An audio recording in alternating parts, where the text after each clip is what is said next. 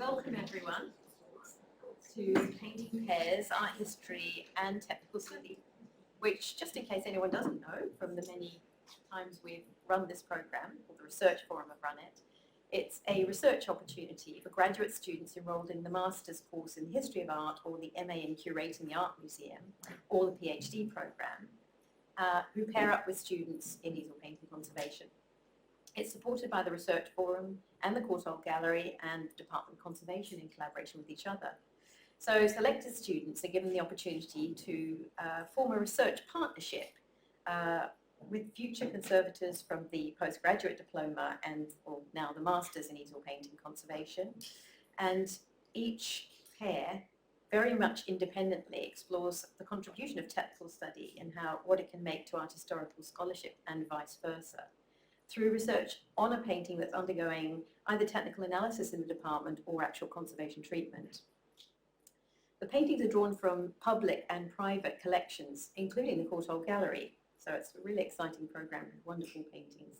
And those of you who came to the first presentation where the pairs presented their ideas for their research, which are really diverse and interesting and very much generated by them, will know what those paintings are, but they will reintroduce them today.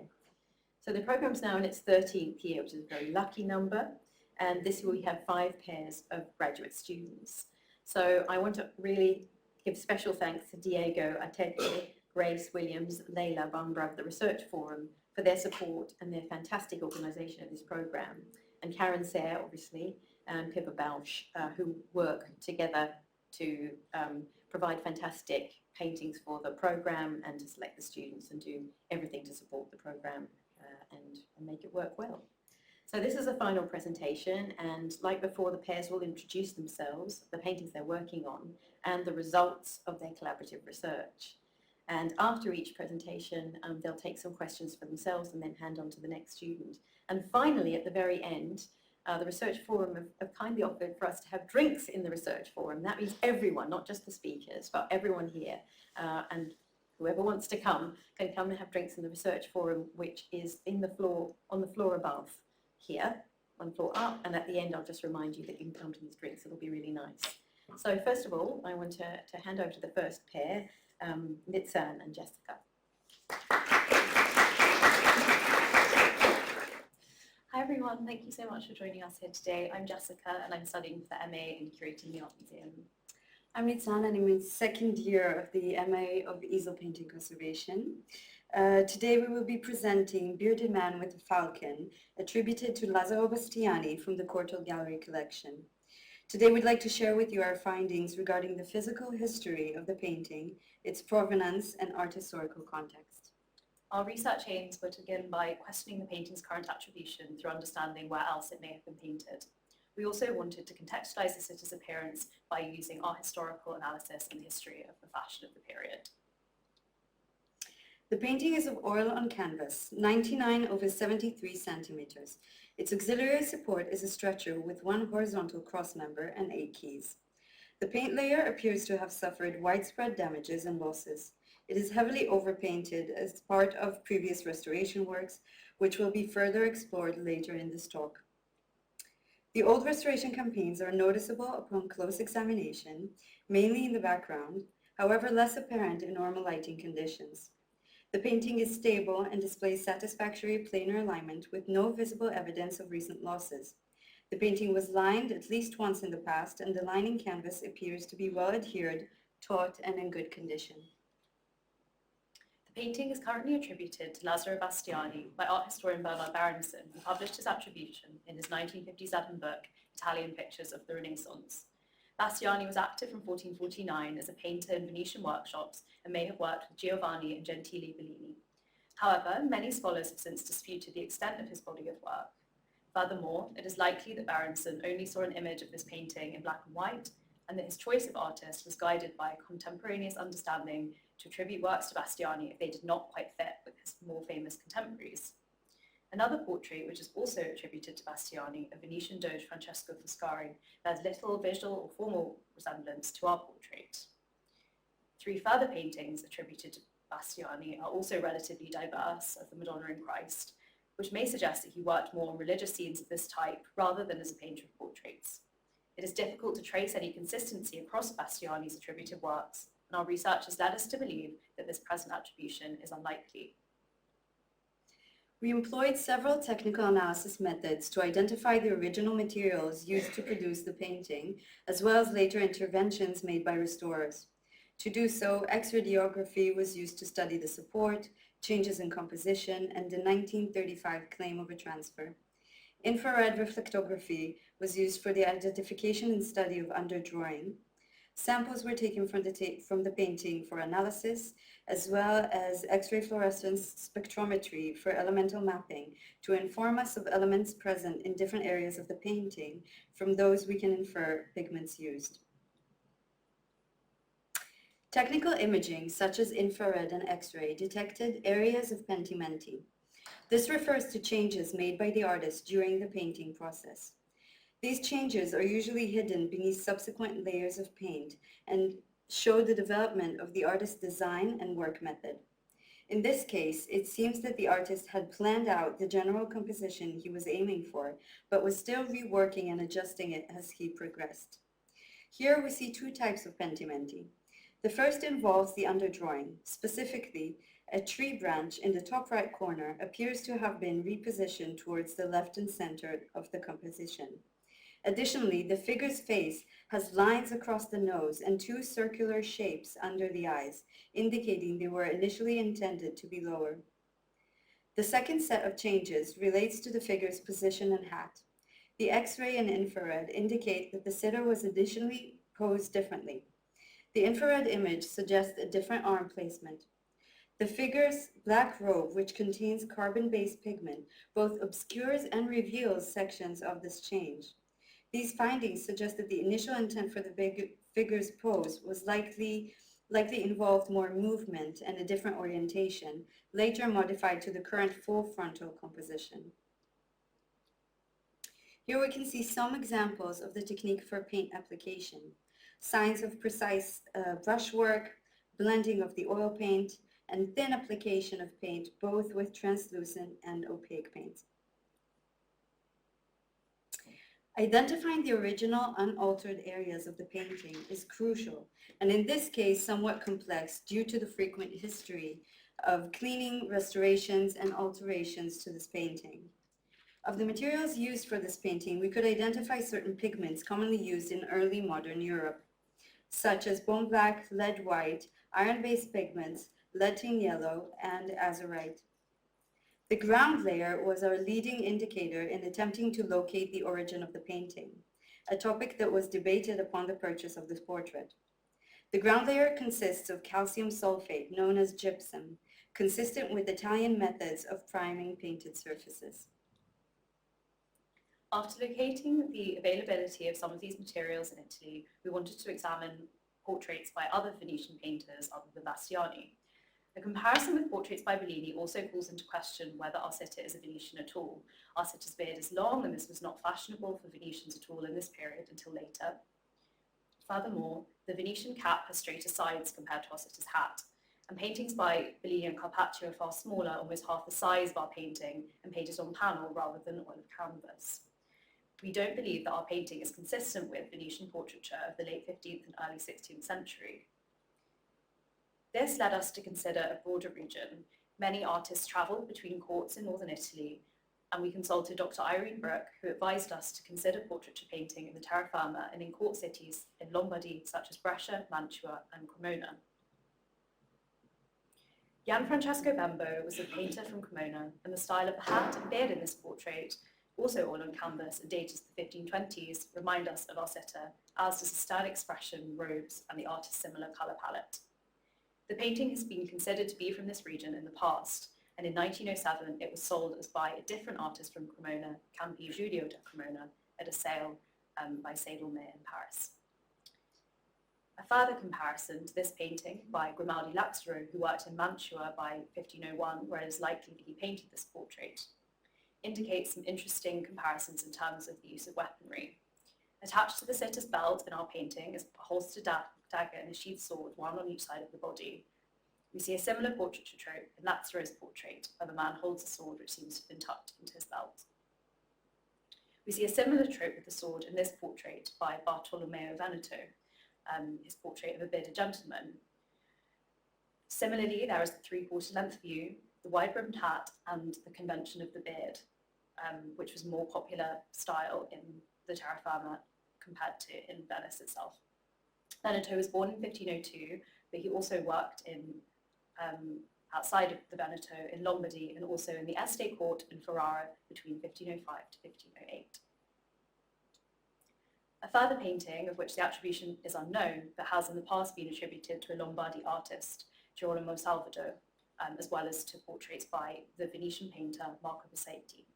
The hat and the beard are also of a similar style, and both the sitters wear the typical layers of clothing of early 16th century Italy, the camicia undershirt with cuffs, and the giornea mantle with wide sleeves. Black was a sartorial choice for lords and princes and was increasingly the most expensive fabric, considered to be the new gold. Our sitters' cuffs are decorated with the frappature, in which edges of the cloth have been decoratively cut and outlined with a dark thread. Examined together, these portraits seem of a type in terms of the fashion of the sitter and the presentation of them, including one by Romanino, which we will go on to discuss. However, the styles of the wide-brimmed hat vary, some with feathers and some without, testifying to experimentation with fashion in the period and changing trends.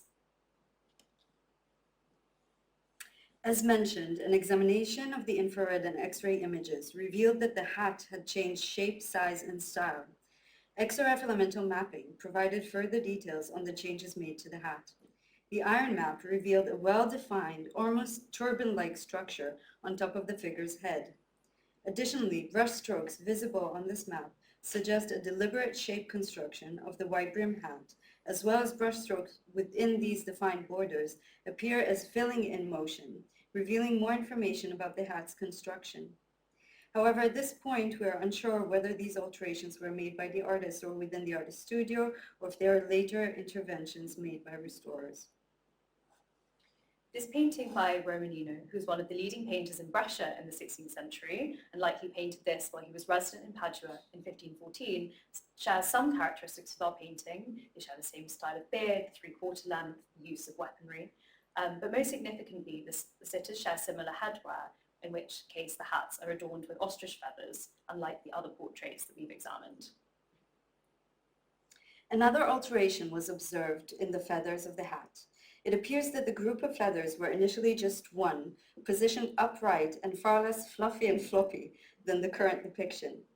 Examination of the lower feathers under the microscope confirmed that these changes were later additions, possibly made during the later stages in the painting's lifetime, where the feathers seem to have been added on top of areas of damage and loss, and perhaps reshaped according to later traditions and fashion trends. Considering this possibility, it is worth noting that it was only by the 1520s that wearing feathers became so common in Europe that by 1573, people who chose not to wear them were referred to as the featherless. Early accounts suggest that wearing singular feathers was more common, and that it was only later that the fashion was for more elaborate designs. Our sitter's hat has also been decorated with a fermaglio, a hat badge. On some hats, these badges were pinned to the headwear, but in this case, it seems to be an integral part of the structure, an example of the rete, in which badges were created through silk threads, which often incorporated pearls. The hat stamp appears to have been made using zinc white, either a later addition or a later strengthening of a pre-existing motif. Indeed, then, if the hat stamp and the feathers were also not original, then the style of the hat may be more consistent with the portraits that we have examined, other than the portrait by Romanino, locating it in an earlier time period. However, the hat as it stands now resembles Cesare Pacelio's Soldato Disarmed Soldier from his 1590 book, Clothing in the Renaissance World. This other image here is just to show that there is indeed a falconer in Pacelio's book, in which case it is a signifier of his noble status. The painting's earliest known provenance is part of the collection of Giovanni Battista Costabili Contini from Camillo Ladecchi's 1836 catalogue. Costabili was an important collector of Ferrarese painting. At its largest, the collection held 385 Ferrara paintings out of 624 total works. Our painting may have been acquired from a local noble Ferrarese family, like many others in the collection. This provenance led us to look further into Ferrarese portraiture. One example is by Dosso Dossi, the court artist of Duke Alfonso I d'Este from the 1530s, which shares some similarities to our portrait. Both are oil on canvas and share the 3/4 length composition of the figure, as well as the beard, hat, and landscape with the closely cropped trees in the background, as well as another stern expression. The 20th century provenance of the painting has helped to indicate the history of its treatment. In 1907, the painting was sold by artist Campi Giulio da Cremona at a sale in Paris by art dealer Charles Seidelman. From there, it was purchased by another Parisian art dealer, became part of the collection of Ludwig Capus, where it received a second attribution as by Carpaccio, by Raymond van Maal, who was the art dealer who alerted Viscount Leefheim to the painting in 1935, who then bought it for £800. Lee did not, however, purchase the paintings by Carpaccio, but instead is suspected to have purchased by an unknown master, and the painting was then donated to the Courtauld Gallery as part of Arthur Hamilton Lee's bequest in 1947. In our last presentation, we introduced you to the correspondence between Lord Leefheim and Van Maal, referring to a transfer of the painting from original panel support onto canvas. This technique, developed in Italy, was rather popular in France in the late 18th and 19th centuries. It's an invasive procedure involving the remover of the picture's support, retaining only the paint or paint and ground layers, and reattaching them onto a new support. Based on the curatorial file evidence, we sought physical indication to confirm this. Several aspects of the painting were examined, including the X-ray for signs of panel joints or wood residues, the craquelure for signs of wood grain, and cross-sections and tacking margins for a scrim, a thin interlayer of silk, muslin, or paper between the original paint and the new support.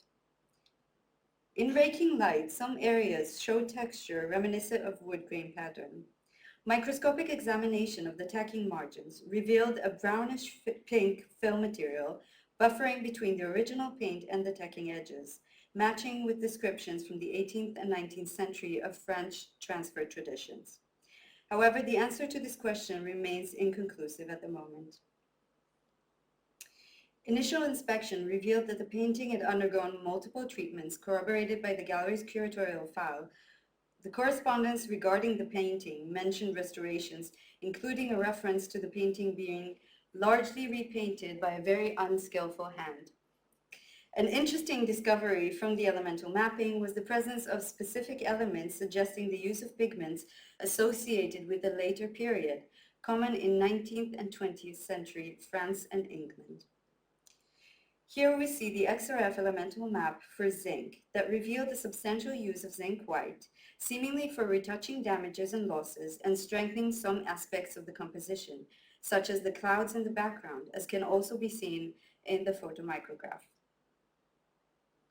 Similarly, areas of damage and loss in the blue skies behind the figure, originally painted with azurite, have been overpainted using cerulean blue, identified by the presence of tin and cobalt. The elemental mapping revealed the presence of chromium in the top left leaves. In this case, it is likely that chrome green was used to mimic the other existing leaves in the composition to disguise areas of damage and loss, as can be seen in the photomicrographs comparing the chromium-based pigment leaves and the copper green leaves. These findings align with the painting's provenance, indicating it underwent significant restorations in France before being purchased and brought to England, where it was then reworked again. Moving on to another aspect of our research, which has been a focus on the history of falconry and how it's been represented in Italian visual culture. Practice of falconry was a pastime of the nobility, particularly when staying in rural villas where there was ample land to pursue a sport such as hawking. The Palazzo Scipione was one such rural villa, and in the fresco cycle in the Salone dei Messi, executed between 1468 to 1470, shows the Duke Borso d'Este, who commissioned it, along with his courtiers, with many falcons on their gloves, showing 33 birds of prey in total. The cycle is a testament to the centrality of falconry in Ferrarese courtly life and elsewhere in Italy at the time. From the infrared imaging and elemental mapping, we identified specific changes to the falcon, a predominant motif in this portrait. These suggest a reserved plan for the original falcon that was initially much smaller and less central to the composition. Although we cannot determine definitively why or by whom this change was made, it is possible to suggest that this was part of the same campaign that included the repositioning of the figure's right arm to accommodate the repositioning of the falcon. This change in composition may make sense in relation to other portraits with falcons, where it is common for the falcon to be smaller and on the sitter's left. Examples of Italian portraits of falcons do come from a variety of regions, however, from one portrait by an anonymous Florentine painter to another by painter Schiavone, who was from the Dalmatian coast and spent most of his working life in Venice, as well as, of course, Titian's portrait of a mammoth falcon. A later portrait by Niccolò dell'Abate, who was born in 1509 in Emilia-Romagna, is also, while much later, an interesting testament to the continued motif of the mammoth falcon into the latter half of the 16th century. Interestingly, while this is absent in our painting, all of these examples include hunting dogs alongside falcons. Portraits of falcons are unusual, and the inclusion of a falcon suggests its significance to the sitter's life and identity. Our sitter could be a falconer, plain of velvet such as what he might be wearing were bought in large quantities by merchants to outfit falconers as part of the court. The appearance of the falcons themselves in each painting suggests that they may be peregrine falcons, and some scholars have sought to identify the species in Titian's work, shown by their outer feathers, white necks, and bellies speckled with brown. The falcon is hooded, which kept it still between hunts, and our sitter wears a thick leather falconer's glove, with the field leash looped round and visible at the bottom of the painting. The portraits we have examined from across the region of Lombardy and the Veneto, including cities such as Brescia, Mantua, Cremona, and Ferrara, share visual affinities with our painting. It is difficult to place our painting within a particular region due to the ubiquity of falconry, the mobility of artists in the period, moving between different courts, and it's important to acknowledge that many terra firma painters also worked in Venice and were influenced by artistic practices there. However, we can align our portrait with terra firma portraits of men equipped with clear status symbols such as weaponry and, of course, the falcon in our case. Given the damage and extent of loss to the original material, any treatment will likely be a long and complex endeavor. However, we do recommend addressing the aged and yellowed varnish, which is currently distorting the intended chromatic relationship of the composition. Our technical analysis uncovered evidence regarding the painting's condition and physical history. These findings have advanced our investigation into the painting's provenance, which we were excited to share with you today. We'd like to thank Irene Burke for her guidance in our research, as well as Karen Serres, Aviva Burnstock, and Graham Bucklow for their opportunity to work on the gallery picture. We learned so much and are very grateful for the experience. Thank you. Hi everyone, I'm Victoria Ward. I'm the second year conservation student studying the Conservation of Easel Paintings. And I'm Tiffany Foster. I am the Masters of Art History student who has assisted in the research on this project. So our object of study is this panel painting. It's privately owned and its date, provenance and attribution are all unknown. It was catalogued in an auction as an aristocratic birth scene. However, the subject matter is unknown. The painting depicts a birth scene of a child to a mother in white robes, encircled by 5 midwives. The project's aims are firstly to determine the subject matter of the painting, secondly to establish the order of paint application and to identify pigment mixtures, and to suggest an approximate date for the panel, and to see if it's connected to early Netherlandish painting technique. To meet these aims, our methodology was divided into iconographic and stylistic analysis of the panel, and on my end it was the technical examination of materials using microscopy, spectroscopy for pigment analysis, and technical imaging. For those of you who weren't here for our first presentation, we didn't have any background information for this panel, basically. All that we knew was we had an indication that this was from the 16th century, and then from the auction website itself we had just 2 sentences, and that was that this was Northern European, and I quote, an aristocratic midwifery scene. It was unclear if this painting was depicting a religious scene or a secular scene, and so we weren't sure if this was depicting the birth of the Virgin Mary to her mother St. Anne, or if this just was something that was a genre painting. So there's attributes here of a sacred scene, the white clothing of the figures and the canopied bed. But the painting was missing and is missing any clear indications of sacristy. There's no halos or any indication of Joachim, the husband of St. Anne, or their kiss of Immaculate Conception, which was typical in birth scenes that were sacred of the time. However, St. Anne is typically shown in sacred scenes of the 16th century wearing white and in giving birth to Mary. And the color white, however, has kind of a dual meaning. It also can be secular in nature. So it describes noble birth. So it signifies a link to the humanities, and such an entourage, like we see here in this painting, was typical of noble births of the time. However, St. Anne, like I said before, was typically depicted wearing white, so there was immediately some confusion about whether this scene was sacred or secular. In addition, we were confused about the locality of the painting. It was indicated to us that this was northern, but there were some indications that maybe there were some Italian provenances here as well. So going into it, we compared immediately to northern birth scenes. So we have on the screen here a similar Birth of the Virgin panel by Jan de Beer. This one is also 16th century, dating to 1520, and is oil on panel, much like our birth scene. And you can see on the screen that the panels share traits that are similar to each other. So the panel on the right, the Jan de Beer, is painted in a style known as Mannerism, and it's particularly evident, this style, in the modeling of the figures' faces. They're quite long and drawn out, and overall in the competition, the figures are quite naturalized, and this is very emphasized in the painting technique. There's an artificial sort of elegance to the scene, and the room is filled with objects that are treated in a manner of independent, still life-like elements, and many of these objects appear in our unattributed birth panel. So you can see similarly the same sort of cups and basins that are on the floor, and figures in similar stances, so the attendings to St. Anne and the wet nurses on the floor. Overall, there are a lot of similarities. However, if we look at these Italian paintings, for example, this Fra Filippo Lippi, Madonna with Child, and scenes from the life of St. Anne, immediately these are also very similar.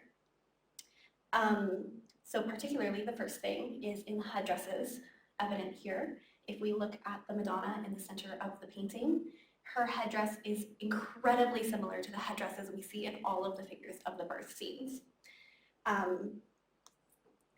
Additionally, we see St. Anne in the back left corner, dressed in white with her attending, and it's in a very similar position to the St. Anne that we see in our birth scene.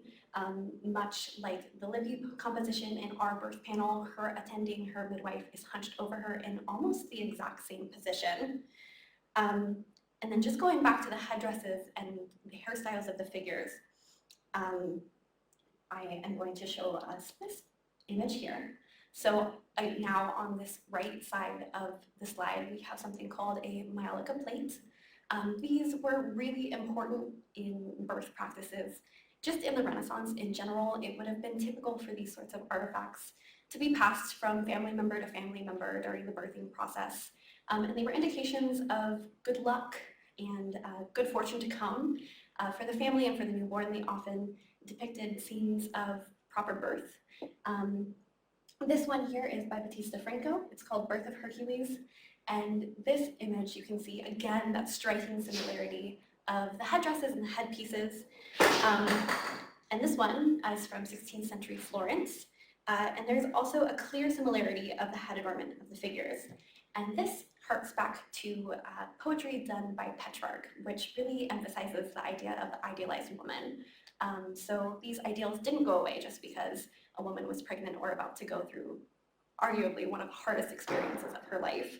And it was really, really important, these ideals, in consideration that women have these really kind of elongated foreheads and beautiful curls and plaits of blonde hair, and these really wonderful hair adornments. Pearls signify purity and chastity, and all of this is important in consideration of this being either an example of a proper noblewoman or alternatively an example of St. Anne. So these women are meant to be, again, idealized. So this begs to question kind of the region of the piece. It is majority and compellingly northern, but this introduces themes of the idea of the global Renaissance, considering the aspects of Italian components. So the Italian aspects occur in this work of art because Italy's central status relative to Europe. So the Renaissance in Italy is separate kind of from the rest of the Renaissance. Their techniques and developments filtered out and became popular in other countries, and their practices filtered out through trade and traveling artists. Therefore, world art history, or the concept of quote-unquote world art history, is history which takes specifically any region in the world. And the understanding and the connection of cultures is the idea of global art history, or how these different regions interacted with each other. So this painting, in essence, represents this idea of global art history. In order to establish the subject of the painting, based on all of these different factors, we needed to come up with a starting point. As I said at the very beginning, we only had 2 sentences to go off of, and because of all of these conflicting themes and ideas, we weren't sure where to start. So we decided that the easiest way to do that would be to establish exactly what all of these objects were, just to get a better idea of what we were looking at and how to approach it. So we have here on the screen an object map. And so what we've done is we have placed numbers on our image of the birth scene. And then on the right, we have made larger screenshots for you guys that are labeled accordingly. So as you'll see here, number 1 was the only object that in our preliminary research we weren't able to define. We looked at a ton of different sources, scoured many different books, consulted with several different professors here at the university, and we couldn't figure out what it was, other than it just was some sort of long wooden chair on the floor. Going forward, object number 2 we were able to identify as a swaddling band, or a long linen cloth used to wrap the infant after birth. These are often used to kind of confine the infant into a shape that they found more appealing after the birthing process. Number 3 was a metal basin used for washing the child's hands at any time during the birthing process. To the left, you'll see another example of the Maiolica bowl. This one is Italian from Urbino, circa 1560, and you'll see in the bottom left-hand portion of this bowl the same sort of basin, but at this point you will see the wet nurse bathing the child as an example. Image number 4 is a metal goblet, usually containing broth. This was to bring the mom some nutrition after the birthing process. Object number 5 is a spouted vessel with an elaborate handle. It's another Maiolica object. These ones are just another example of such objects that would be passed from family to family. These ones with the spouted vessels with the handles would have been filled with water or broth or anything else after the birthing process for the mother to use and to display after having the child. Number 6 is a vessel of olive oil. This would have been used as a lubricant during the birthing process or for massages, just to bring the mother some extra comfort.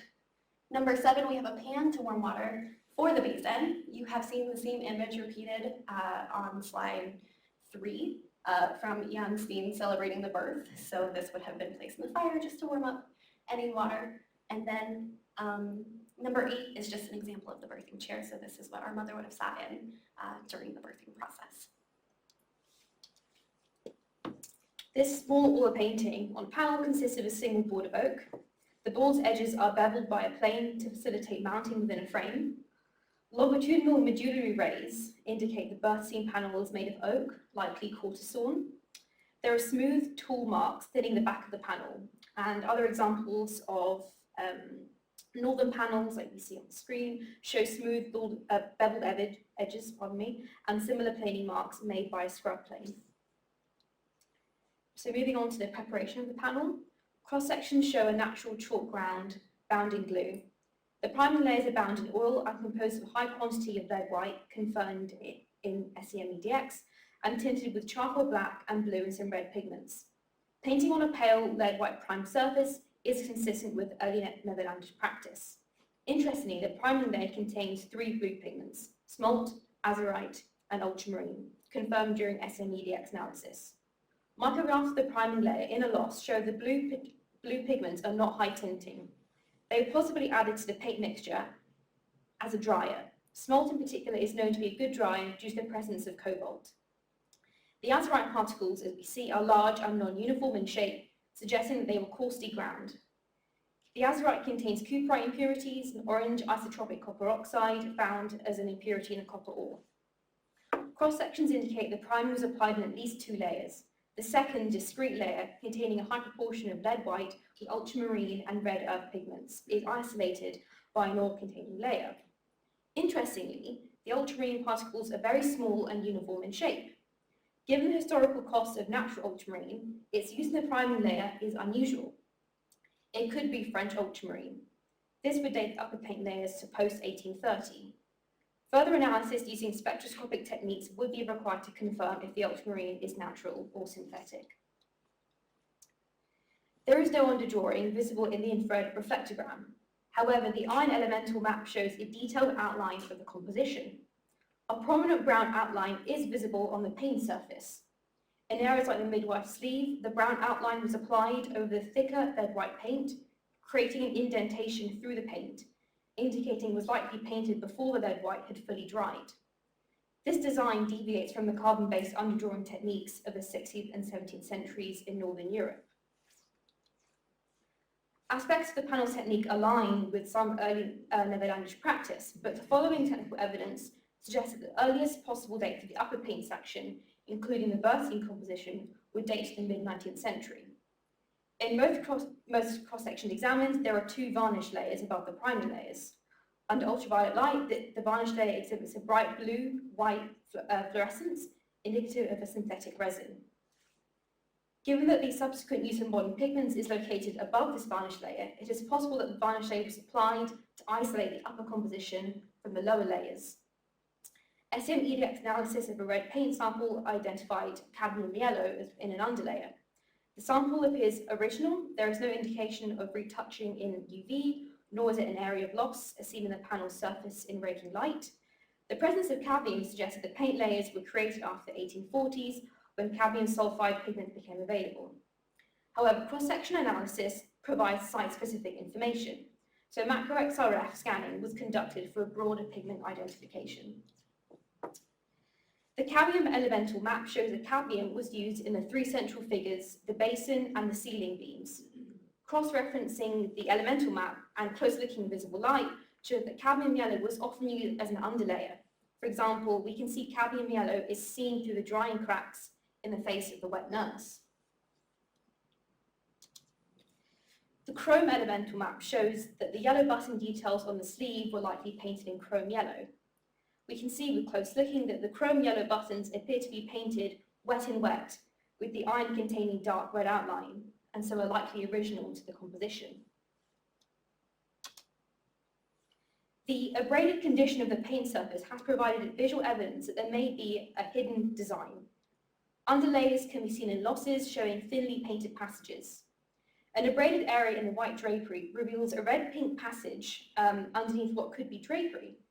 This was further strengthened by the X-ray images in this area that show evidence of drapery painted in a heavy metal containing pigment in this area. The copper elemental map revealed a potential hidden subsurface design. The reserved areas left for these figures do not match with the top design. Macro-XRF scanning cannot distinguish elements from different layers. It produces cumulative signals from the entire painting. So to address this limitation, we overlaid visible light images with the elemental maps. The overlay shows that the copper-containing passages are present in the top and underlying paint layers, most evidently in the floor. But it also shows that the central figure left in reserve does not correspond to the central female figure in the birth scene. Moreover, the bending figure with an arm outstretched does not match the birth scene composition. It's much lower in the picture plane. Overlays of the mercury map and the normal light image show that vermilion was used in the top design. It was used in the flesh tones, in the drapery, and the copper basin. But the area of drapery on the left, as identified also in the X-ray, as seen in visible light through the abrasion, does not correspond to this top composition. In actual fact, the drapery in the mercury map matches quite well the left-hand figure in the copper map. This indicates that this figure was painted with red drapery. It is unclear what this hidden design could be. It depicts 2 figures, one kneeling with an arm outstretched to the other, although the outline for the central figure remains unclear. There appears to be a tree in the background, with leaves likely painted in copper green, as indicated by the signal for copper in the macro XRF scan. This design somewhat resembles the biblical scene of the Noli Me Tangere, touch me not in Latin, where Mary Magdalene recognizes Christ after his resurrection. The version by Titian at the National Gallery has a similar format to this hidden design. We have two figures with the tree in the background, with one figure's arm outstretched. Mary Magdalene traditionally wears red robes, and the Mercury map shows a vermilion was used for the red drapery. The connection to the Noli Me Tangere is hypothetical. Based on the evidence, we can assert that there is a hidden design under the birth scene, indicating the panel was repurposed or the scene was changed by the artist. The earliest date for the birth scene composition would be the mid-19th century.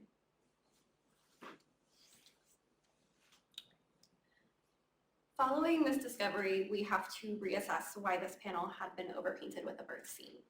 This remains unclear. However, in the 19th century, there was a revived interest in the Renaissance, known as the Renaissance Revival. So this was in artistic and academic circles, particularly in collecting art and objects from the period, and in regarding art making, the quote-unquote classical academics. What I mean by this is that art techniques inspired by the masters began to resurface in painting academics. That is, the way that old masters, such as Leonardo da Vinci or Raphael or Michelangelo or any of the big names that you might think of when you think of the classic masters, particularly Italian, would have painted. They would have painted in small, thin layers, very naturalistically, close blending, and overall would have pushed that naturalism. The Renaissance was seen as a, quote, cradle of contemporary secular culture and the high point of artistic production in this revival of the 19th century. This photograph here on the right shows a French private collection with its original 19th century heterogeneous and nonlinear organization of the collection. So this just shows how heavy and important these collections were. Similarly, so the photograph shows a collection of art and wares from different geographical regions and periods, all in close juxtaposition with each other. This would have been contrary to the rigid collections that one would have seen in museums at the time. And similarly, the birth scene is a visual recollection of generalized Renaissance culture, as it demonstrates a mixture of Northern and Italian references. We propose that the birth scene could have been painted by an amateur or a student interested in the Renaissance period for academic purposes. The birth scene also exhibits traits of amateur painting techniques with bold reinforcements of outlines, lacks of detailed modeling in faces, and anatomical precision of the figures, harking back to these painting practices of the old masters. Considering the Renaissance revival of the 19th century in the role of painterly academia, we can assume that the birth scene functions as a recollection of generalized Renaissance culture, explaining the mixture of Northern and Italian influence and reference. The inclusion of multiple women and objects allowed the artist to practice multiple painting techniques and explore many objects relevant to 15th century society. These aspects hark back to the idea of the global Renaissance, again indicating this piece serving as being of an academic function. Referencing our object map from earlier, the decision to depict the Florentine headdresses, the embellishment of the sleeves, the details of the objects in the room that combine multiple Renaissance cultures are all indications that this is a close cultural study, despite the amateur technique. The study of Renaissance culture changes our interpretation of the birth scene because Christianity was so predominant in the Renaissance, it is probable that the birth scene is actually the story of the Virgin Mary's birth. Her birth is one of quote-unquote immaculate conception. That is, she was born full of grace or without sin. So the fact that every woman is wearing white indicates this goodness and purity of the scene as well. We can also contextualize this birth panel into the 19th century, which supports the technical findings that Victoria made, specifically with the modern pigments of the upper paint layers. Two objects of furniture have been borrowed from 19th century examples, as they are either harder to see or just non-extant in typical Renaissance examples, specifically paintings and the Maiolica plates, which we showed you earlier.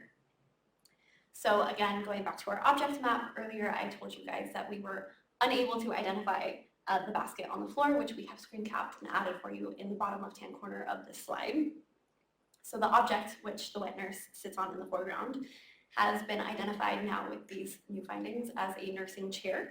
In comparison to the 16th century Maiolica plate, which we have on the right-hand side of the slide here, where the wet nurse is sitting in a very similar position, but without the basket, we were able to predict that this is a 19th century adaptation alluding to wooden cribs and the role of wet nurses in the 16th century, adapted as a wicker basket in the birth scene panel.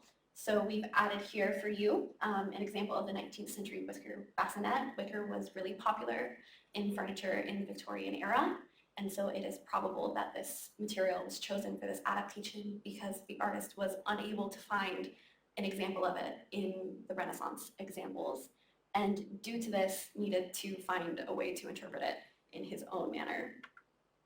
In the left-hand corner, we have a birthing chair for you.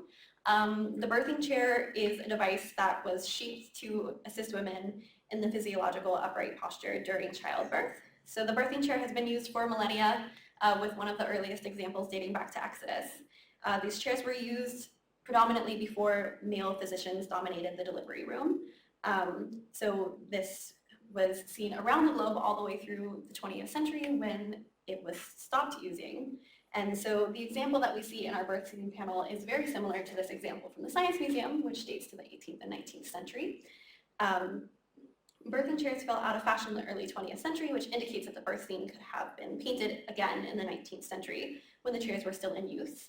We've included this example for you because traditional birthing chairs of the Renaissance would not have had armrests on them.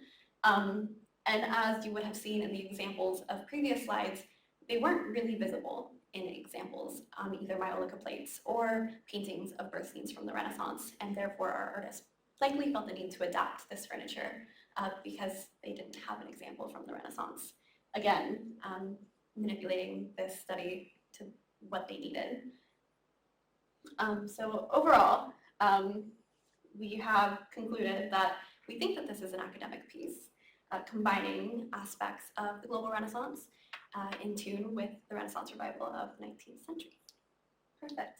Last but not least, we'd just like to thank everyone who helped us in our research process. Again, we have had a really wonderful time discovering everything we've been able to about this panel. It was a tough discovery process because we didn't have much to go on, but special thanks to Professor Aviva Bernstock, Dr. Sylvia Amato, to Pippa Balch, Michael Carter, and Dr. Guido Rappaccini. Without you guys, we wouldn't have been able to go forward with our research process the way that we've been able to. And then at this juncture, if anyone has any questions.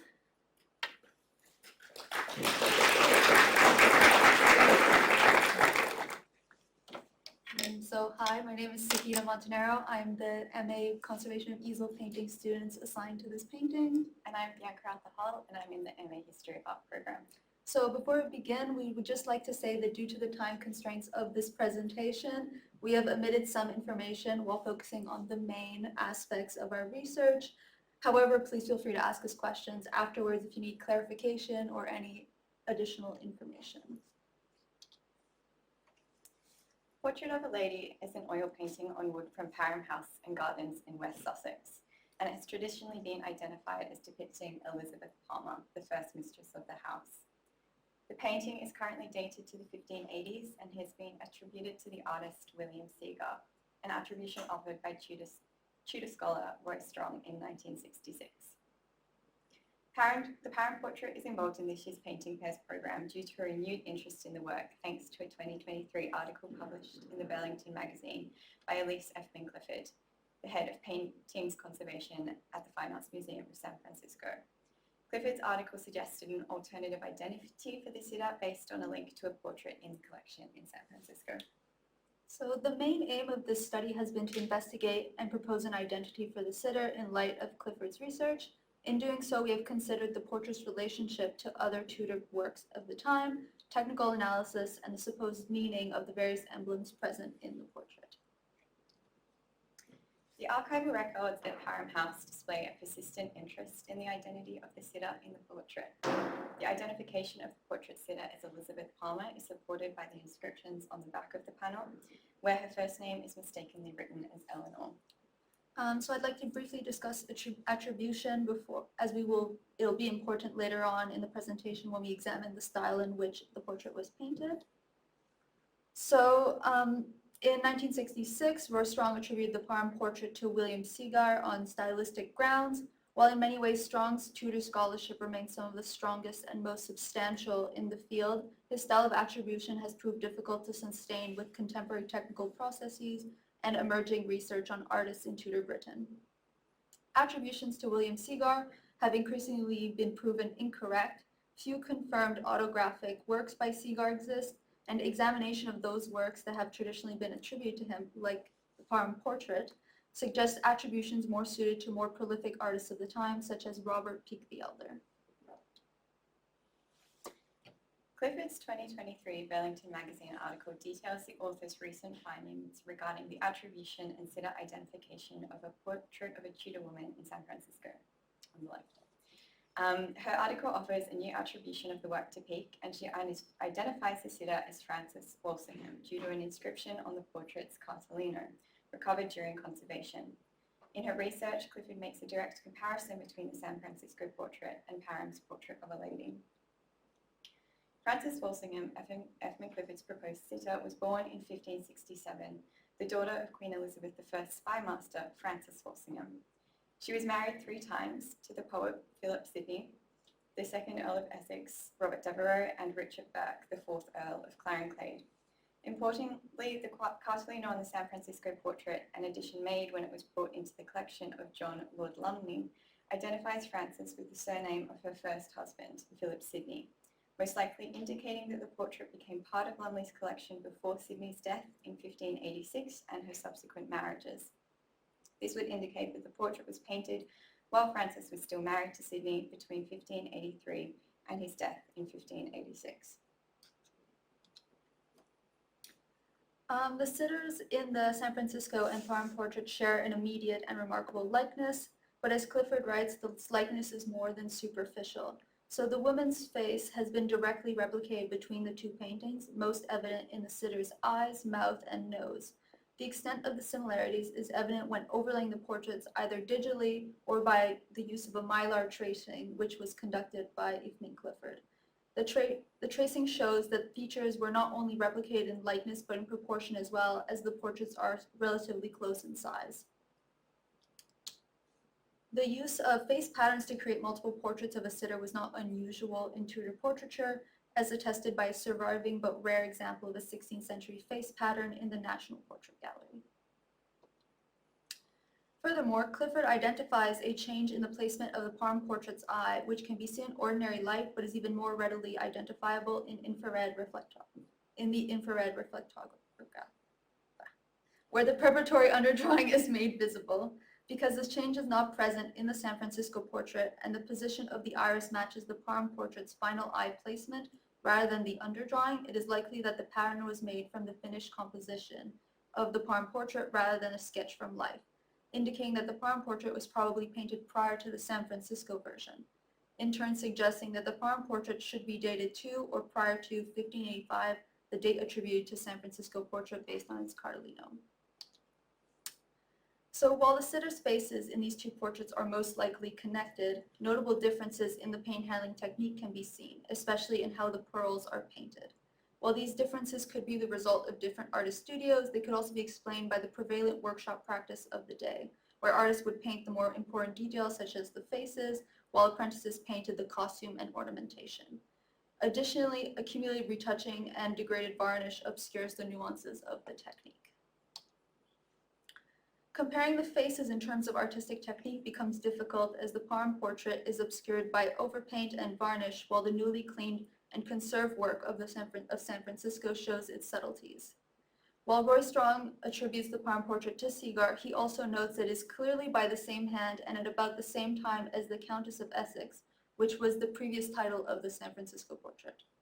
So since the San Francisco portrait is attributed to Robert Peake the Elder, it is especially helpful to look at his larger body of work to attempt to better understand these differences in technique and help discern whether these are the result of overpaint, a busy workshop practice, or that of a different studio entirely.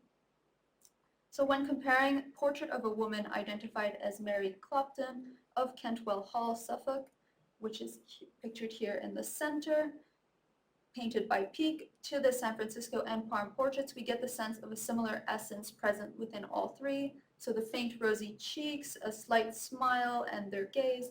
So interestingly, there are similarities as well as dissimilarities between the paint handling techniques in the San Francisco and Mary Clopton portraits, demonstrating the possibility of variance in details even when originating from the same workshop. The same can be said with the Parham portrait and Mary Clopton, therefore allowing for the possibility that these were painted from the same artist. On another note, the hand in the Parham portrait resembles the style in which Peake paints hands, especially the action of holding something, as we can see from the two images on the right.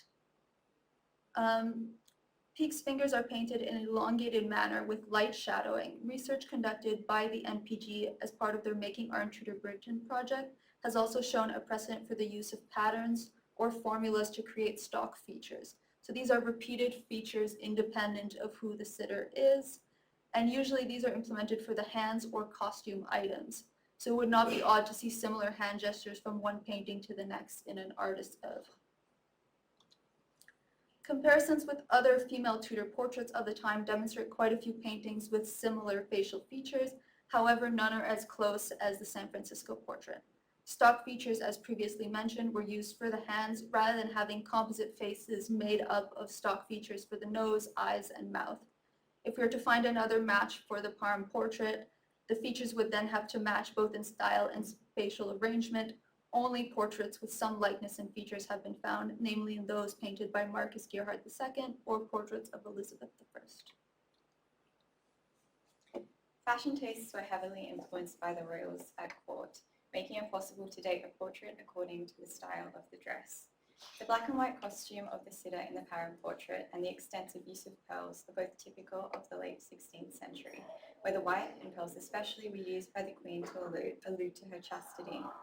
French farthingale worn by the sitter, a wheel-like structure placed under the dress to exaggerate the woman's figure, was introduced by Elizabeth I in the 1580s. Another interesting part of the costume is the inclusion of a muff covering the sitter's hand. Another Tudor portrait, Lady in a Court Dress, can be found at Austell Hall in Salford, which also displays the sitter holding a prominent muff. Like the muff in the Parham portrait, it is designed with intricate motifs, which likely had a significance to the sitter.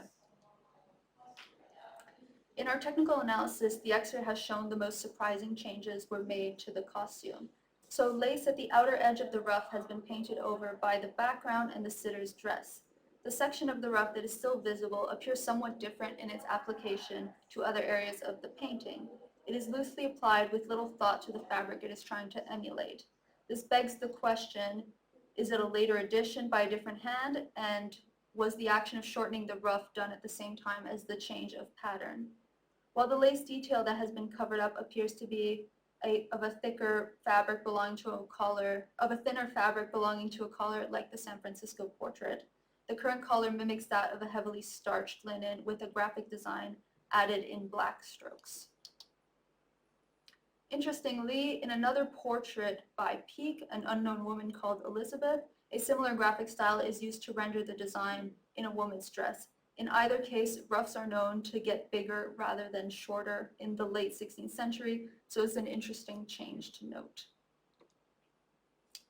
Changes were also made to the sleeve pattern and the pearl design on the bodice. These alterations show that instead of a single pearl above the tower in the sleeve, there was previously 3 pearls outlined by a design.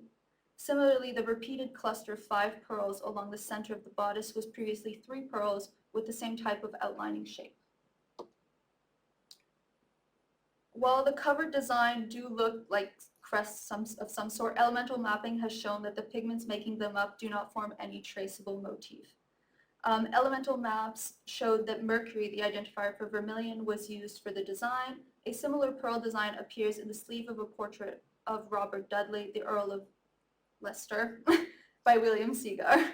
The copper map, believed to be indicative of azurite, is present in the pearls that make up the long necklace and the larger ones in the sleeves of the dress and the bodice, but not in the singular pearl atop the tower, which is the newer design. In these areas, a wash of azurite has been used to cover up the earlier design, and then a single pearl was laid on top in a more X-ray dense material, like lead white, obscuring this copper signal. As the art of painting is not completely formulaic, there are multiple possibilities as to why this would happen. So first, the change in the costume could be said to be made by a different artist, since the new pearls are different in their layering system from the other large pearls in the costume. The change was possibly made at a later date following fashion trends. Or, due to the changes being so small and somewhat insignificant to the reading of the portrait, it is possible that these were made quickly by the same studio after the patron had seen them and did not like the design. The style was mimicked rather than the paint's exact composition, and the wash of copper below would have contributed to the final look of the pearls, making them appear as the others do without exactly matching them. The sitter's costume is decorated with designs of flowers, stars, snakes, columns, flames, and arrows in her ruff, muff, and in the details of her sleeves. The symbols relate to the Tudor tradition of emblems or imprese, visual devices in the form of small illustrations which, when combined, convey significant and often poetic meaning about an individual. Emblems were disseminated by emblem books, often alongside mottos, and some of these books still exist. The emblems present in the portrait can be found in varying forms and in accompaniment with varying mottos in Tudor emblem books and artworks contemporary to the Parham portrait. For example, both arrows and columns are relatively common in emblem books and portraits of the Queen. Columns perhaps symbolised her constancy as a monarch.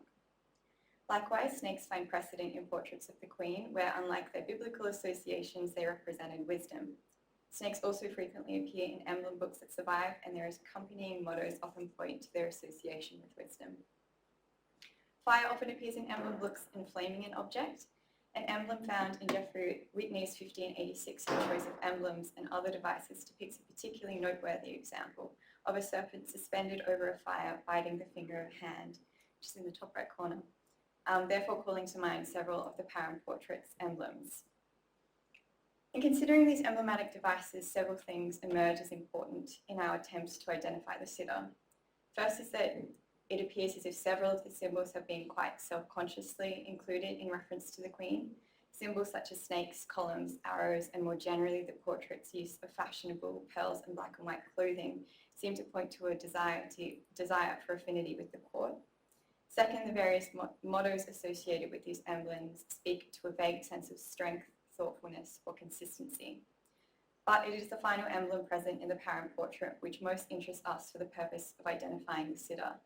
This last symbol is the so-called ragged staff, a wide bow of wood with severed branches depicted on its side and sewn into the sitter's ruff. As heraldic device, the ragged staff, alongside the symbol of the bear with which it is most often accompanied, is most associated with the earldom of Warwickshire and Robert Dudley, the Earl of Leicester, statesman and particular favourite to Queen Elizabeth.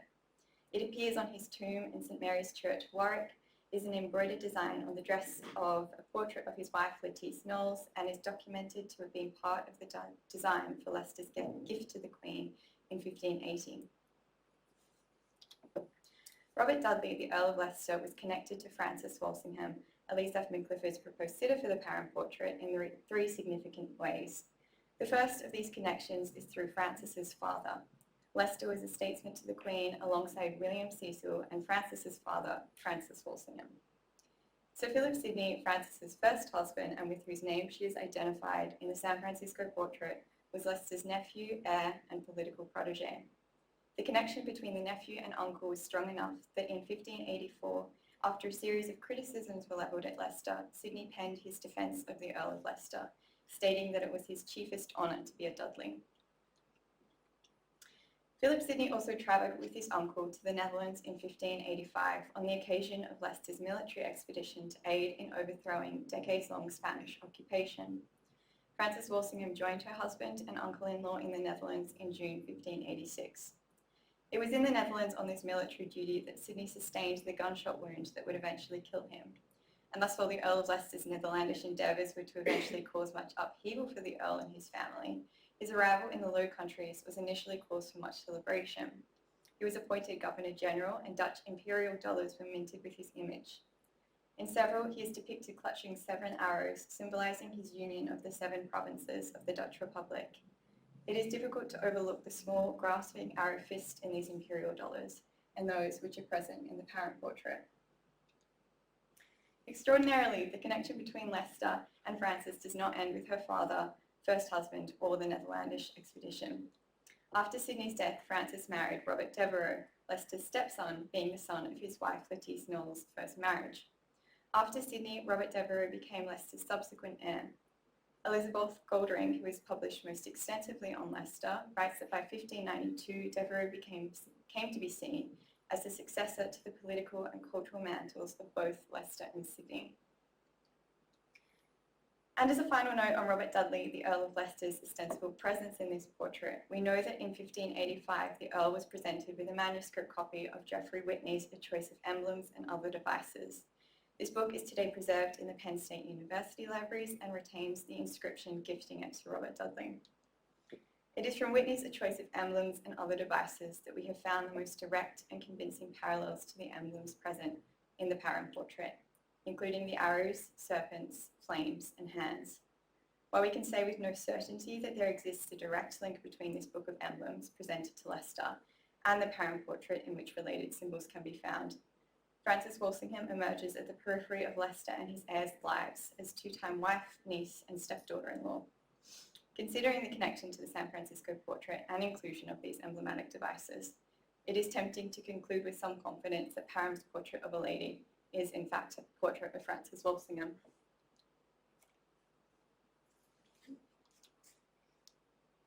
So while we are unlikely to ever definitively prove that the sitter's identity in this portrait, technical analysis and art historical research appear to substantiate the identification of the sitter as Frances Walsingham. Although similarities with other Tudor portraits of the time exist, none seem to correlate in both likeness of features and their placement to those of the San Francisco portrait. What remains to be answered in terms of the Parham's portrait of a lady is why and when changes were made to the costume. As per the change present in the sitter's eye and probable relationship to the San Francisco portrait, we can offer an initial dating of the Parham portrait to circa 1585. For this dating, the sitter is appropriately dressed in a simple dress with pearls and a wider lace ruff, which is currently overpainted. Philip Sidney died in 1586 and Leicester only shortly after him in 1588. Considering the costume was changed at a later date, the emblems were perhaps included in memorial of Frances's relationship with Philip Sidney, Robert Dudley, or indeed both men. The work's possible attribution to Peake needs further investigation. Re-examining the painting's application technique once it undergoes a conservation treatment will possibly help in further determining the artistic attribution and reveal further details about the portrait. We'd like to thank the professors at the Courtauld and the many external researchers who we consulted for their time and expertise on this subject. We'd also like to thank all those at Parham House for access to the archives and the opportunity to research the portrait of a lady.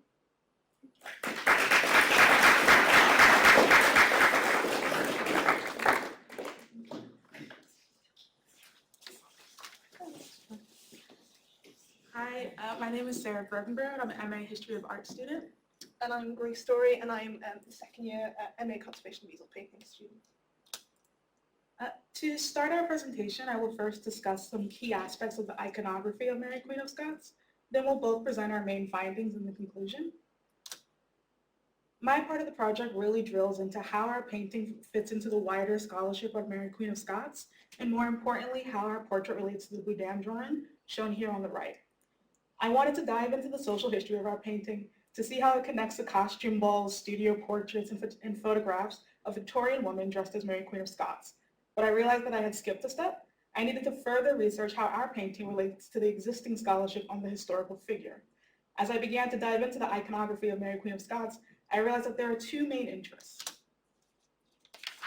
On the one hand, we have scholarship focusing on the social, cultural, and political legacies of Mary Queen of Scots as a historical figure in film, theater, historical novels, museum exhibitions, and biographies. On the other hand, we have a long tradition of portraiture, including paintings, drawings, engravings, and sculpture, attempting to capture her true likeness, her most accurate anatomical countenance. This method seeks to answer questions such as, what did she look like, how can we know, who saw her, and was able to describe her physical appearance in words or comparable images. Altogether, these studies focus on our ongoing quest to better understand Mary Queen of Scots and her impact on society today, essentially asking, who was she? This slide includes two of the most agreed upon authentic portraits of Mary Queen of Scots, drawn by Francois Clouet, during her time in France. Beyond these drawings, there has been much debate and conflicting information regarding the attribution, provenance dates, and authenticity of Mary Queen of Scots portraits.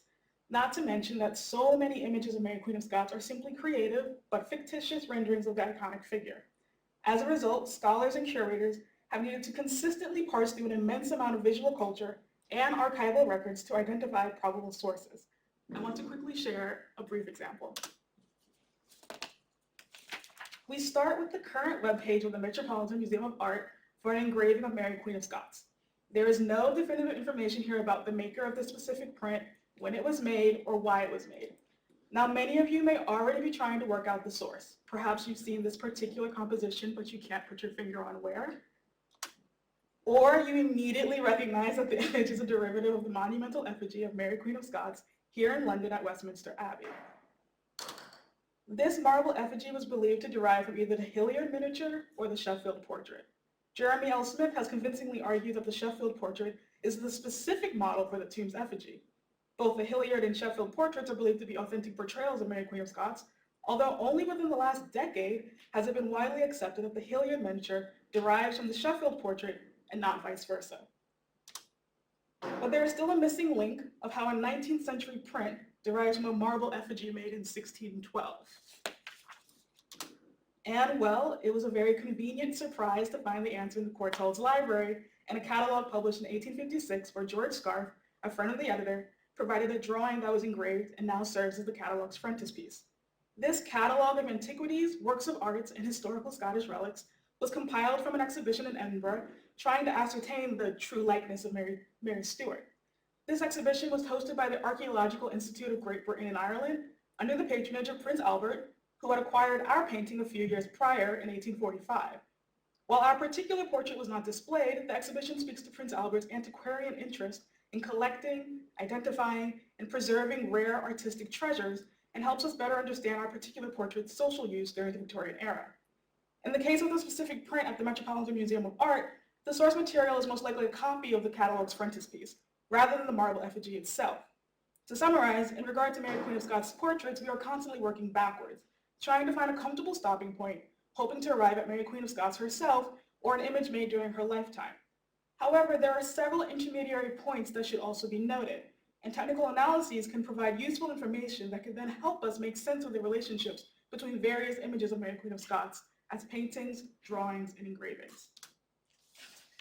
So building on this notion that artworks sort of informed and influenced one another, as Sarah's already mentioned, one of the key aims for our research centred around the relationship between this portrait and the 17th century Louis Boudin drawing. The goals of our technical analysis were therefore to try and establish the probable materials and techniques used to create this painting.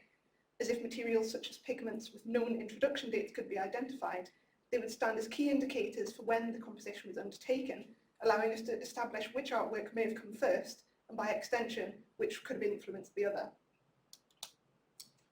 As some of you may remember from our last presentation, this painting was previously believed to have been produced during the reign of Queen Victoria, that is from 1837 to 1901, primarily on stylistic grounds.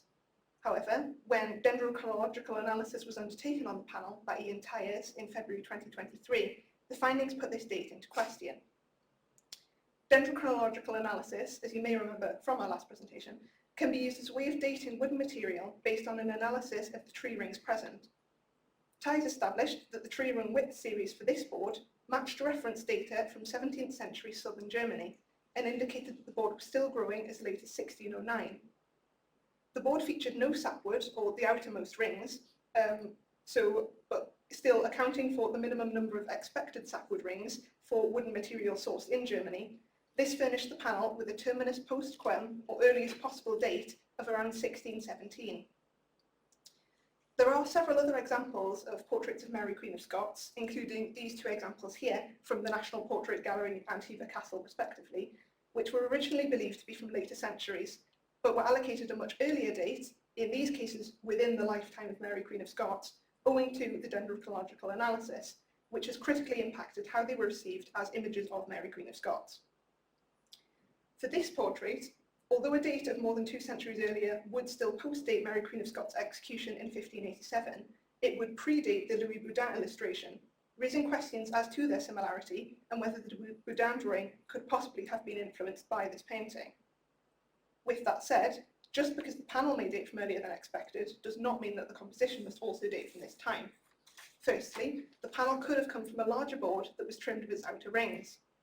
As I mentioned briefly before, the board contains no sapwood, indicative of the outermost rings of the tree, meaning, as seen here in this diagram supplied by Ian Tyers in his report, that if the panel was cut down from a wider board of an unspecified width, the tree rings would have continued, meaning the tree could have been felled after 1617.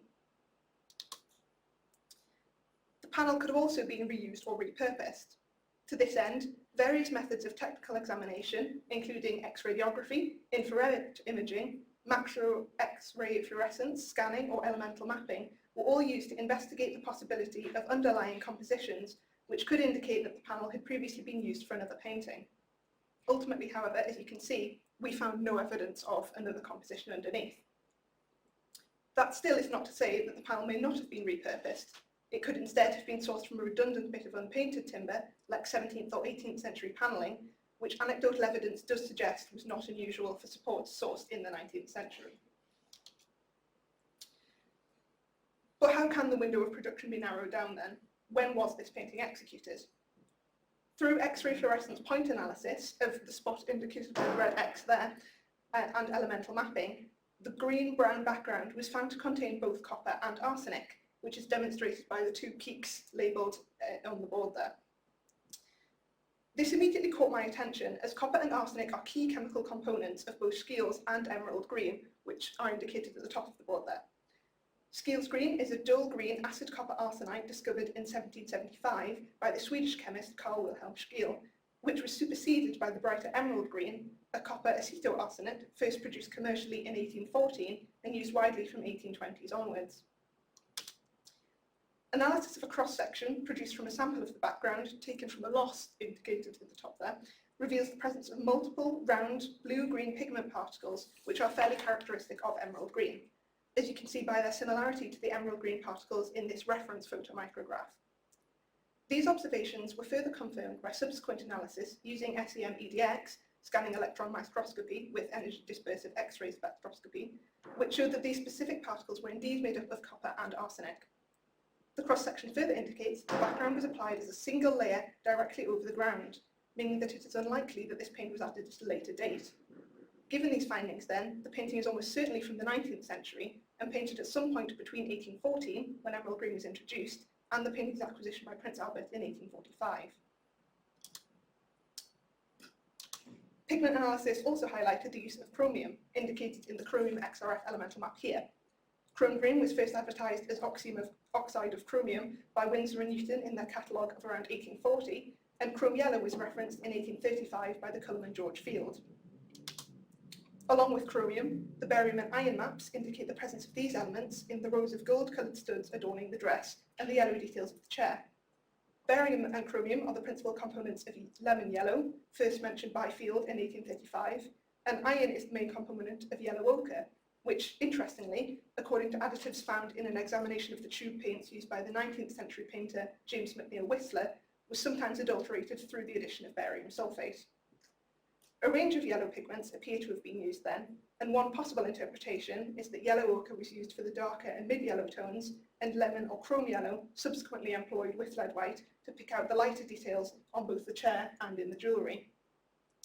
If these pigments are indeed present, as the elemental maps suggest, they would date the painting to an even later point, between around 1830 and 1845, and further imply that the artist was engaging with the very latest modern pigments.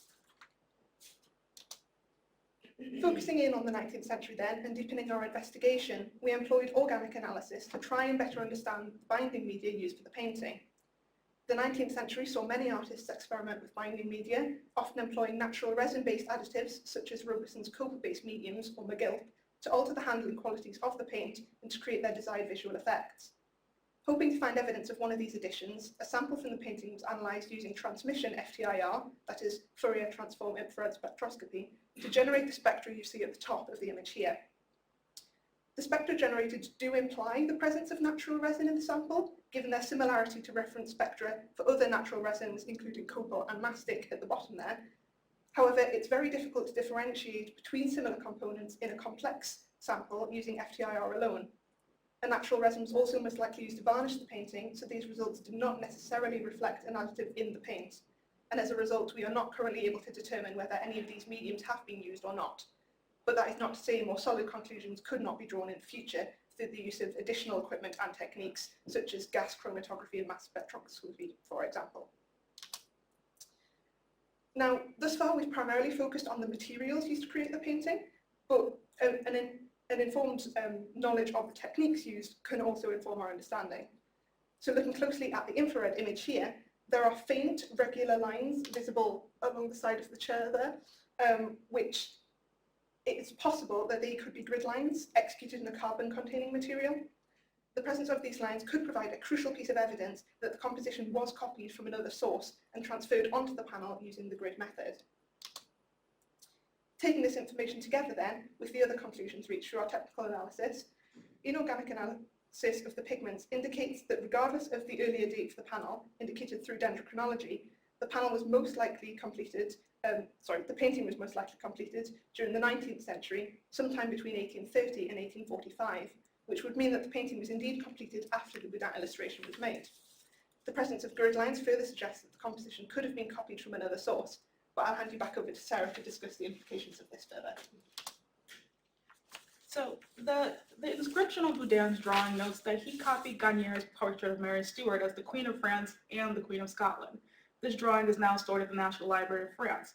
However, several 18th century prints help link our painting to the Boudin drawing. In 1733, Montfaucon published his 5th volume of Monuments of the French Monarchy, where he only notes that he sourced his engraving of Mary Queen of Scots from Garnier's collection. In 1797, John Pinkerton published Iconographia Scotia, where he notes that he copied Montfaucon's engraving. These engravings and their subsequent copies serve as the intermediary points of transmission between the Boudin drawing and the Osborne portrait.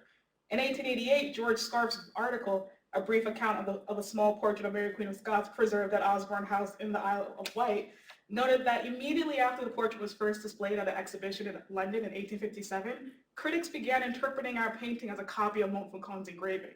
In 1903, Lionel Cuss' catalog, Notes on the Authentic Portraits of Mary Queen of Scots, had again suggested that the Osborne portrait may be a copy of the Montfaucon engraving.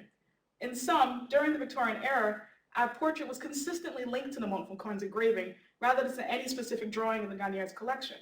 Furthermore, we are incredibly grateful for the Royal Collection Trust Curator's research, which identified the Boudin drawing as the specific source material for Montfaucon and Pinkerton's engravings. Yet it is unlikely that our painting derives directly from the Boudin drawing itself. This would explain the various differences among the extant Osborne-type portraits, as Sir Roy Strong described them in his 1969 publication, Tudor and Jacobean Portraits. If their respective painters were looking from a black and white engraving, then it is understandable why we have varying colors for the chair, jewels, handkerchief, background, and floor, all the while the central composition remains the same.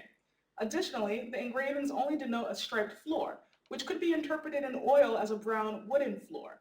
Yet the Boudin drawing only includes horizontal lines to denote shadows next to the chair and its central figure. Furthermore, the Boudin drawing has an altogether different texture for the floor. These subtle differences help to align our Osborne portrait with the Montfaucon print rather than the Boudin drawing itself. Yet this drive to locate, compare, and authenticate various images of Mary Queen of Scots is what most likely led Prince Albert to purchase our portrait in 1845, to first display our painting at an exhibition hosted by the Royal Archaeological Institute in London in 1857, and then to have our painting photographed and published in 1858 in a catalog entitled A Series of Photographs from Portraits of Mary Queen of Scots. All in all, a variety of antiquarians, art historians, and royal figures were interested in comparing the Osborne portrait to other images of Mary Queen of Scots. Yet there is also a noticeable sense of derision amongst Victorian critics towards the Osborne portrait when viewed as a possible copy of the Montfaucon engraving. For example, in 1907, Louis Demieres described our Osborne portrait as a bad copy with such altered features that it becomes impossible to recognize the person painted in it. However, today the Osborne portrait now prompts us to consider how Prince Albert and other British antiquarians viewed Mary Queen of Scots portraits as historical artifacts. in effect asking us to focus more on Victorian attitudes towards Mary Queen of Scots and less about her physical appearance. Archival records state that Queen Victoria displayed this particular portrait of Mary Queen of Scots in her sitting room. These are photographs of the room, but I haven't been able to locate our painting in them. However, when situated in this intimate domestic setting, our portrait can also be interpreted as material culture, rather than as a static historical object with a singular meaning or purpose. With new technologies comes a renewed interest to use them to authenticate our collection of Mary Queen of Scots portraits, or at least confirm whether or not a painting was made during her lifetime. However, our project shows that dendrochronology reports alone cannot authenticate a portrait of Mary Queen of Scots. The wood panel itself may be dated to the 17th century, but the painting's oil pigments may be dated to a completely different century. Additionally, our research has shown that in the case of Mary Queen of Scots portraits, her physical appearance may have been sourced from a variety of engravings, sculptures, paintings, or subsequent prints made thereafter, which further complicates our search for authenticity.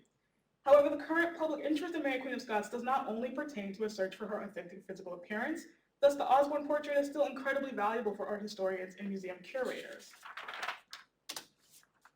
We look forward to seeing the portrait back on display at the Palace of Holywood House, and we encourage viewers to consider the ways Prince Albert and other 19th century antiquarians traveled to Edinburgh and London to view and discuss the Osborne portrait as an artistic treasure.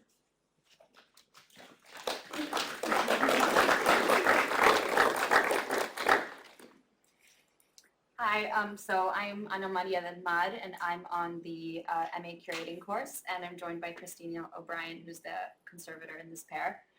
So today we'll be speaking about the portrait of Stephanie Pilkington, which was made in 1919 by an artist who signed EK, and the grandchildren of the sitter brought it into the department for this collaborative research as well as conservation treatment. So in the second presentation, we're excited to share with you some of the answers we found to questions we raised in our first presentation. So this presentation will follow two main areas of focus. So the first we'll be addressing our questions about the immediate context, meaning the painting's physical history and the sort of figure Stephanie is represented as. And then secondly, we'll discuss the wider context, including inquiry into art historical affiliations and potential attributions.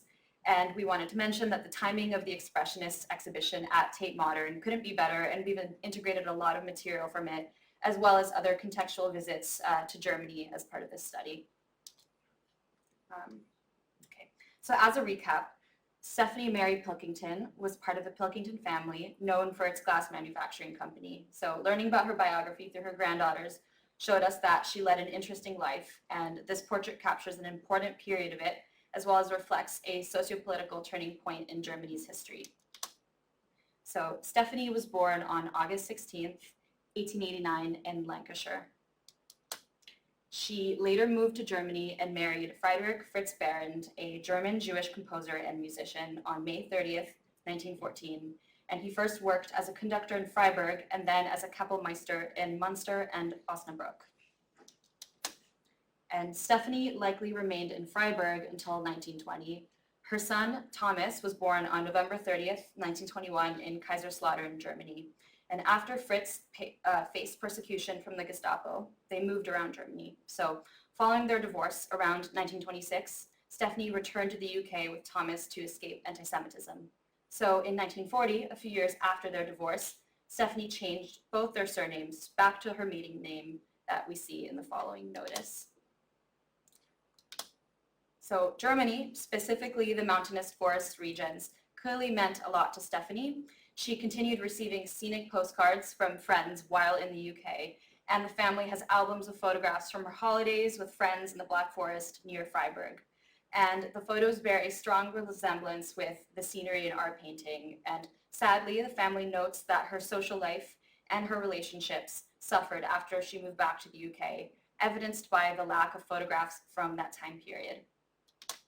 So the photographs of Stephanie, often posed by herself or with other women, make it clear that the artist captured her well.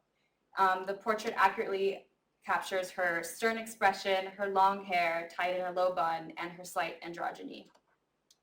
Her granddaughters maintain that images of Stephanie on vacation with other women indicate that she was a lesbian and believe that she mixed with artistic groups. And this information has highlighted really interesting avenues of social research about women's changing roles during the Weimar Republic and the soon-to-come oppressive context of Nazi Germany. So Namely, the photographs of Stephanie bring to life the idea of the newly emancipated German woman, known as the New Woman, associated with lesbianism and androgyny, often sporting bobbed hair and masculine attire like suits and monocles.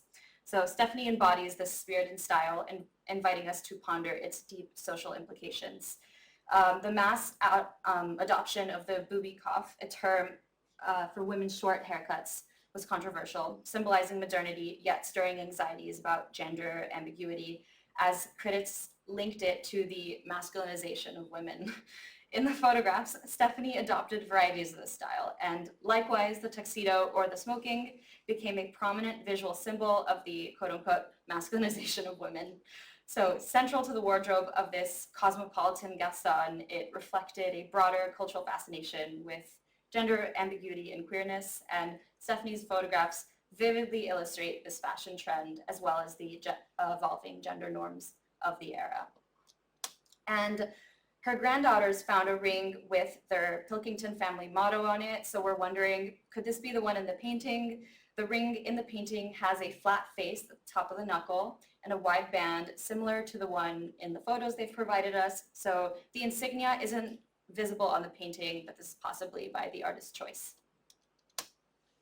So in the last presentation, I began to build the story of the painting's physical history through superficial visual examination. You can see that the painting is made on a white commercially primed canvas, unevenly cut from a larger roll of linen. We could also tell that the painting was framed soon after it was painted, so you can see from the corresponding piece of trace of paint dried on the inner rebate. UV light told us that there was some sort of fluorescent surface coating sitting within the sight size, and I also related aspects of the painting's condition to its journey from Germany to the UK.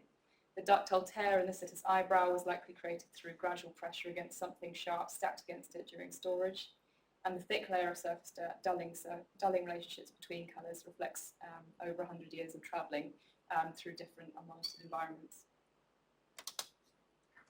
Since January, I've used analytical techniques to work out how the artist went about creating the portrait. Infrared, as we now learned from previous talks, can help us see behind the paint layers in a sense, exploiting the useful tendency of carbon-containing materials to absorb the rays, creating dark areas in the image. You can see a fine layer of carbon-containing dirt across the surface, especially by contrast with the cleaning test in the yellow passage. The blue pigment used here is also absorbent in this infrared range, so it appears dark as well.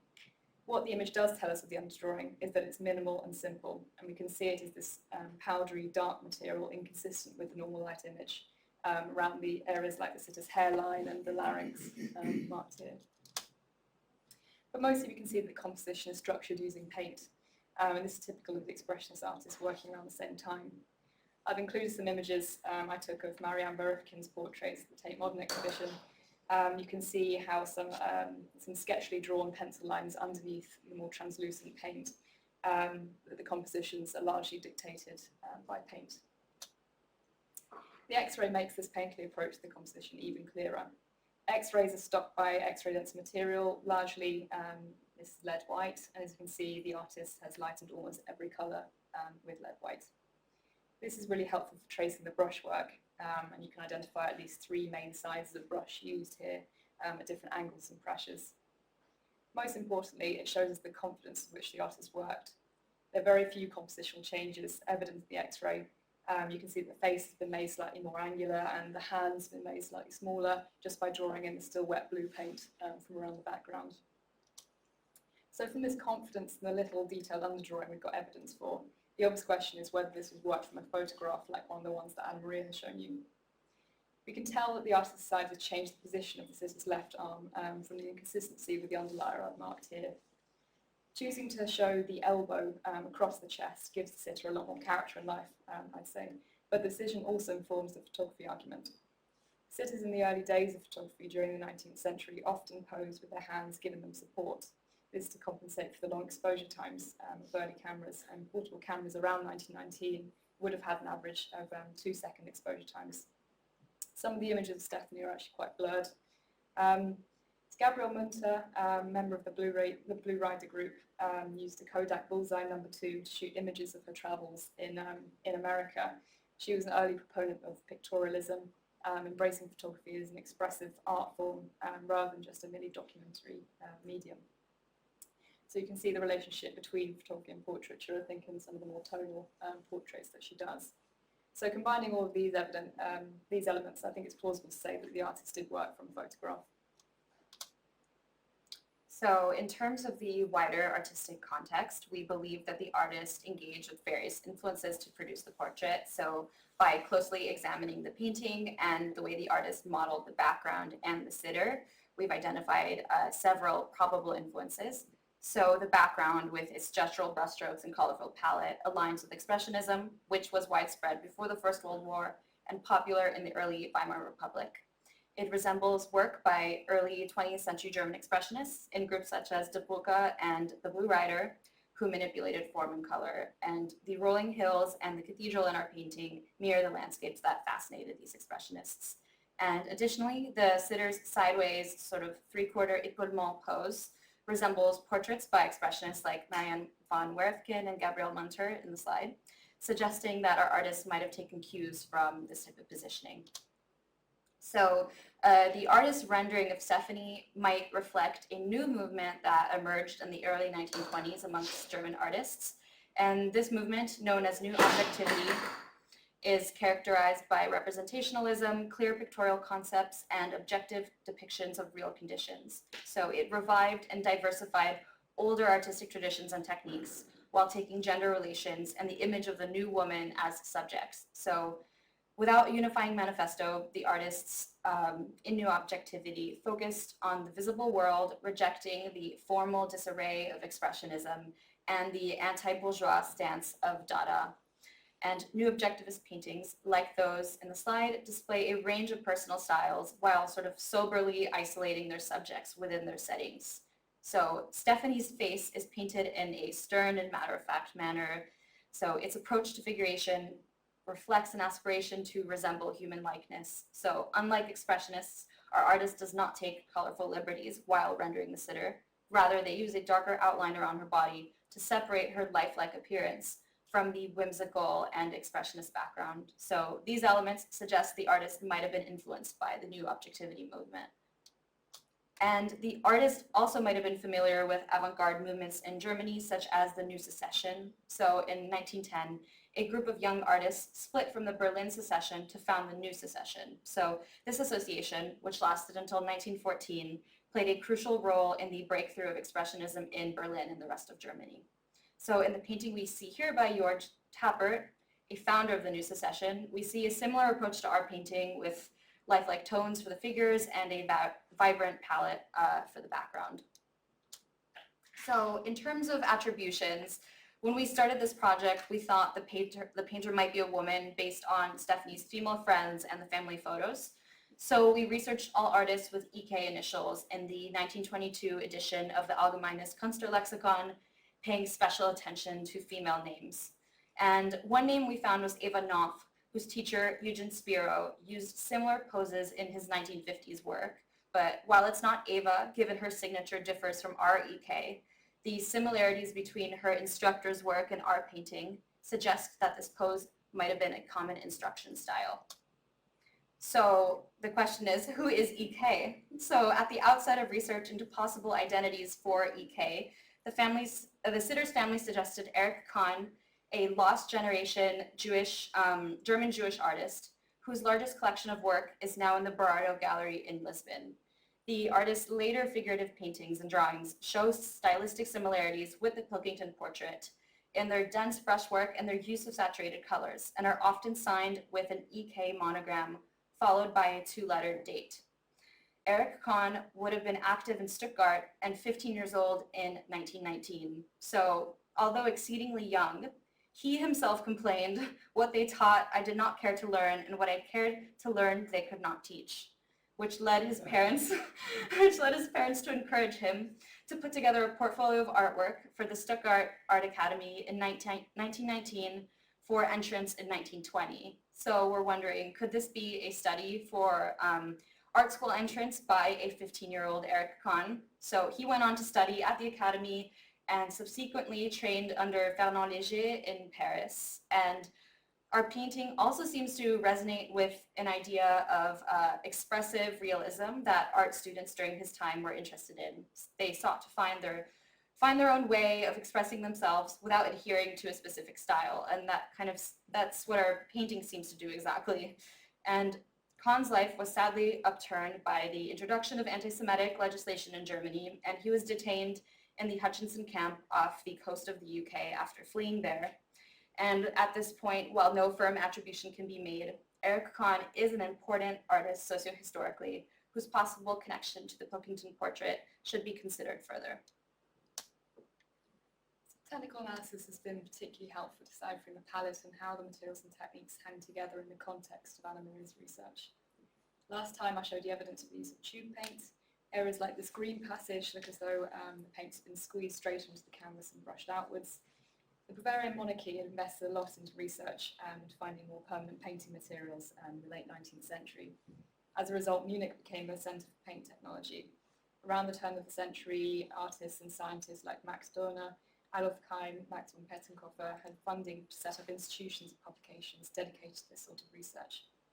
You get a sense from this quote from Heinrich Trillich's book on painting materials. There was a great emphasis on using only very pure ready-made paints. In my inorganic analysis of samples from the Pilkington portrait, I haven't found any evidence for the use of additives or extenders, and have found that the paint has a very high pigment volume concentration.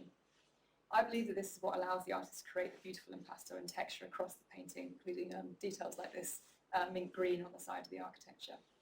Contemporary artists in Munich, like Lovis Corinth, also seem to exploit highly pigmented, stiff paint to maintain separation between colours in heterogeneous brushstrokes, like that in the top right. Heinrich Trillich included swatches of oil paint manufactured in Stuttgart by Siegel & Co. in 1923. I'm not saying this is the brand that the artist used, but we can see that the paint industry was adapting to changing preferences amongst artists. This is really the era for the emancipation of colour, and there was a great interest in the psychological force colours can have, especially when hung together. You come across this a lot in well-known writings by Kandinsky, such as on spiritual and art.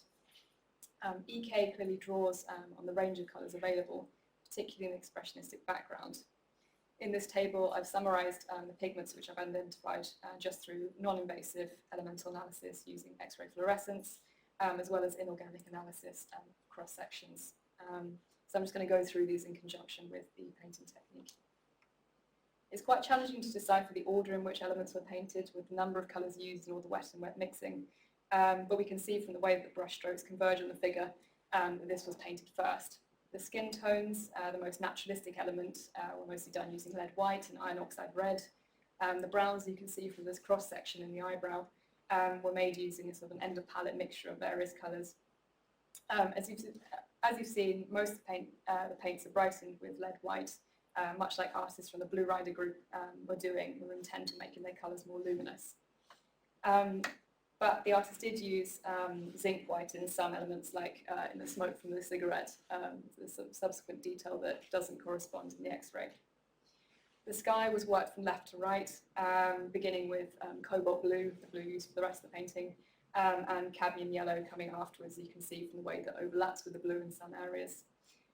A brush minimally loaded with red was used to create the purple in the blue, and this was pulled down in places, sort of easing the transition between the yellow and blue. The architecture seems to have been painted in reserve, meaning there's a space left for it, whilst other areas around it were painted first. You can see that the yellow doesn't quite meet the spire in this detail to the top right. The hot reds and pinks were some of the last elements to be added, and you can see that they were used for the openwork spire and for the signature in the lower right green. The greens are chromium containing. I think this means that it's got viridian, quite a cool green. The grass in the corner looks as though it's made from viridian, squeezed onto and worked into a layer of cadmium yellow below. You can see from this cross-section and the distribution of chromium from the green relative to the cadmium yellow below in the false coloured EDX maps that this layering system is going on, and I think it makes the colour a lot richer in that area. But unlike many works by expressionists in groups like Die Brücke and Blue Rider, which Anna Maria has mentioned, this painting is actually varnished. Expressionists like Kirchner are known for avoiding the glossiness of varnish using benzene and wax additives to mattify their paints. and absorbent grounds to wick away medium, minimising gloss. In the last presentation, I only suspected that the thin, patchy, fluorescent surface coating was a varnish, but now I can see it consistently fluorescing as a top layer on top of the paint layers in various samples. The topographical imaging you can see here of an unmounted sample was taken using an electron microscope, and it shows that there is a very thin, brittle layer, but it is still there. Publications at the time suggest there was a general shift amongst German artists away from unifying, saturating thick varnishes towards thinner, more dilutely applied ones, including synthetic resins, and I think that's what we're seeing here. So I hope to bring out the saturation which this gives the bright colours in the surface cleaning. I haven't had time to address how helpful technical analysis has been to the treatment of this painting so far, but there'll be more details of this in the report. So to conclude, we've really enjoyed pulling together our technical and art historical research to get an in-depth understanding of the portrait and its enigmatic sitter. I'm looking forward to continuing the treatment and hope to track down early examples of Eric Kahn's work in further research. We'd finally like to take this opportunity to thank all the staff who've helped with the project and the Pilkington family for providing such fantastic material and for your investment of time in the project. So I hope you enjoy the report and thank you for listening.